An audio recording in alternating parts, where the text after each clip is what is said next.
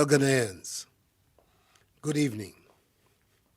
Today, Sunday, 19th April, is exactly 3 weeks since I came to you and announced the imposition of restrictions to movement in the Greater Accra Metropolitan Area and Kaswa, and the Greater Kumasi Metropolitan Area and its contiguous districts. I explained at the time the decision to impose restrictions on movement was backed by the data at hand, and our next course of action, again, is backed by data and by science. Indeed, all that government is doing is intended to achieve 5 key objectives: limit and stop the importation of the virus, contain its spread, provide adequate care for the sick, limit the impact of the virus on social and economic life, and inspire the expansion of our domestic capability and deepen our self-reliance.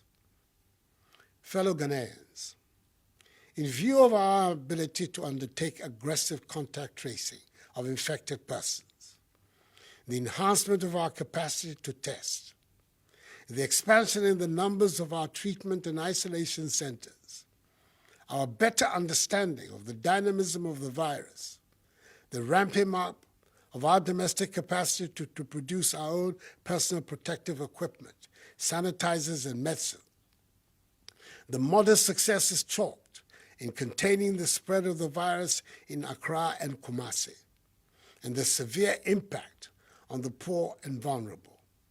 I've taken the decision to lift the 3-week-old restriction on movements in the Greater Accra Metropolitan Area and Kaswa, and the Greater Kumasi Metropolitan Area and its contiguous districts, with effect from 1 a.m. on Monday, 20th April.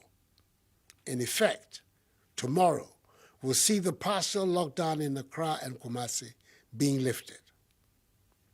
I must make it clear at the outset that lifting these restrictions does not mean we're letting our guard down. All other measures are still firmly in place.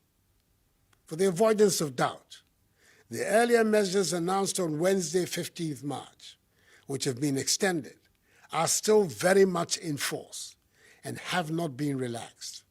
I'm demanding even greater adherence to these measures. In here, I'm referring to the suspension of all public gatherings, including conferences, workshops, funerals, parties, nightclubs, drinking spots, beaches, festivals, political rallies, religious activities, and sporting events. All educational facilities, private and public, are to remain closed. Businesses and other workplaces can continue to operate, observing staff management and workplace protocols with a view to achieving social distancing and hygiene protocols.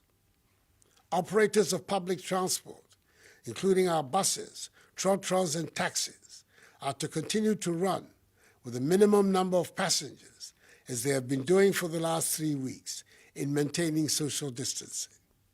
They must also continue to ensure the maintenance of enhanced hygienic conditions in all vehicles and terminals by providing, amongst others, hand sanitizers, running water, and soap for washing of hands. Domestic airlines are required to adhere to the same protocols.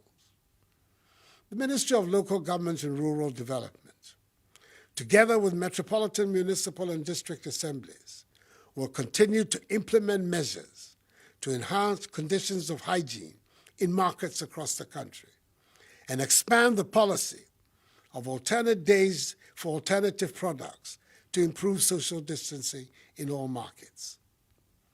Government has also introduced the use of drones to expedite the transportation of samples to laboratory centers. On Friday, 17th April, for example, 51 samples were delivered from the Ominako Drone Distribution Center to Noguchi.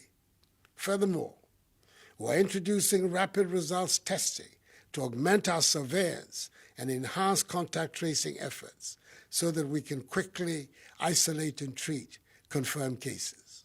Indeed, the focus of government's policy and action will be based on the implementation of the 3 T's, i.e., tracing, testing, and treating. In any event, stay at home unless it is absolutely essential.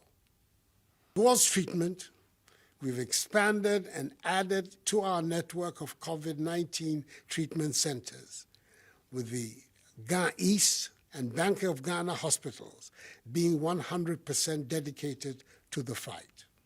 In addition, we have set aside separate COVID-19 treatment centers at the University of Ghana Medical School, Hospital, the Kolebu Teaching Hospital, Komfo Anokye Teaching Hospital, Kumasi South Hospital, and in other designated regional and district hospitals. Last Friday, I was honored to do the virtual sod-cutting ceremony for the construction of a 100-bed infectious disease and isolation facility at the Ghana East Municipal Hospital, which is being funded through a public-private partnership under the leadership of the Ghana COVID-19 Private Sector Fund, and whose construction, with the assistance of the 48th Engineer Regiment of the Ghana Armed Forces, will be completed in 6 weeks. I have thus signed an executive instrument to extend the closure of our borders for 2 more weeks, beginning Monday, the 20th of April. Like the World Health Organization, WHO, has recently advised, I want to encourage you to wear a mask wherever you go, as it will help you not to contract the virus and keep it clean. If you own a business or are providing a service, i.e. a barber, a hairdresser, a tailor, a taxi driver, a trotro driver, and his mate, a shopkeeper, a food seller, please do well to use a mask.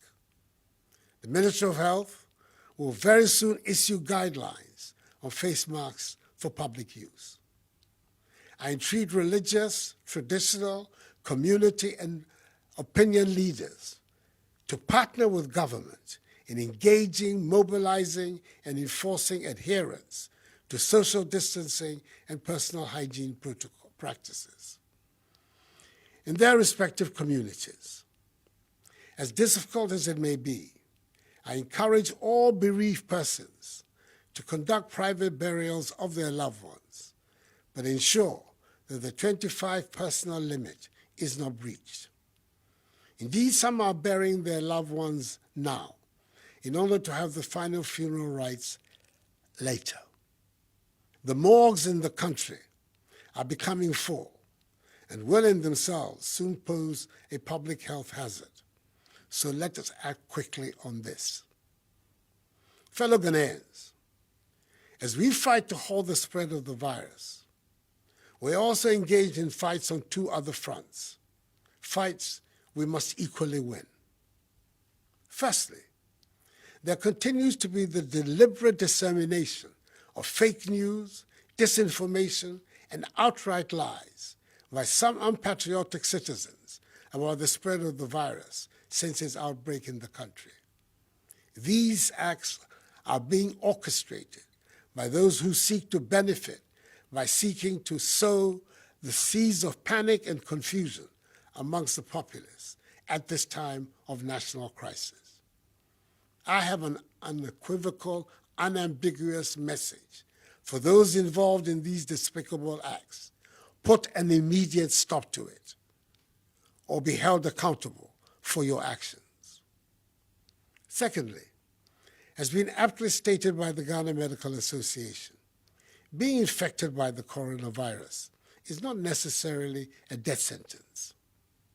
I've noticed with great concern the stories of some persons who have recovered from the virus now being confronted with another problem, i.e. stigmatization. This is not right, as it will rather drive away people from getting screened, tested, and treated.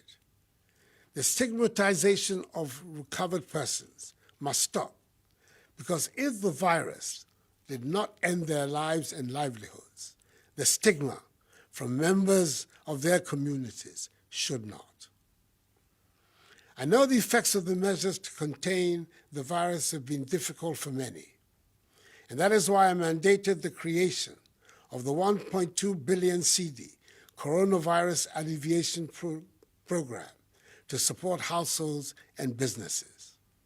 Out of this amount, 280 million cedis is being used to provide food for the vulnerable and free water for all Ghanaians for 3 months, i.e. April, May, and June.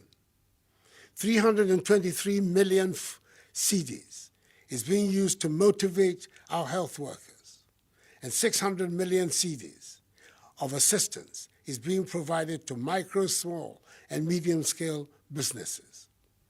I expect disbursements of the 600 million cedis to start in May. Government is fully absorbing electricity bills for 1 million active Lifeline customers and is granting a 50% subsidy on electricity bills of all other customers using their March 2020 bill as their benchmark for the months of April, May, and June. In total, the relief on electricity will amount to some 1 billion cedis. Again, government through the Ministry of Gender, Children and Social Protection, the Ministry of Local Government and Rural Development, and the Ministry of Food and Agriculture through the National Buffer Stock Company, in collaboration with the MMDCs and the District Disaster Management Committees, has provided over 2.5 million cooked food packs to vulnerable persons in the affected districts of Accra and Kumasi. Dry food packs have also been distributed in collaboration with the faith-based organization to 450,000 families in the same areas as against the original target of 400,000. Our success in defeating the virus is largely within our control. That means each and every one of us must exercise at all times during this period without the partial lockdown in Accra and Kumasi a strong sense of selflessness, self-control, and self-discipline. It is important to stress strongly that coming out of the partial lockdown in Accra and Kumasi does not mean we are out of the pandemic. We will continue to monitor closely events in some hotspots in the Greater Accra metropolitan area like Wejagbawe, Ga East and Ayawaso East municipalities, and Tema metropolis, and in the eastern region like Esuejamai and Lower Manya Krobo districts. Whenever the situation so warrants, a community in which the virus is identified as becoming prevalent will be locked down until there is a clear understanding of the trajectory of the virus that will allow us to contain it. We must obey the measures still in place, including the new ones, because we know our survival depends on them. And the harder we are on ourselves in obeying them, the quicker and more enduring will be the victory.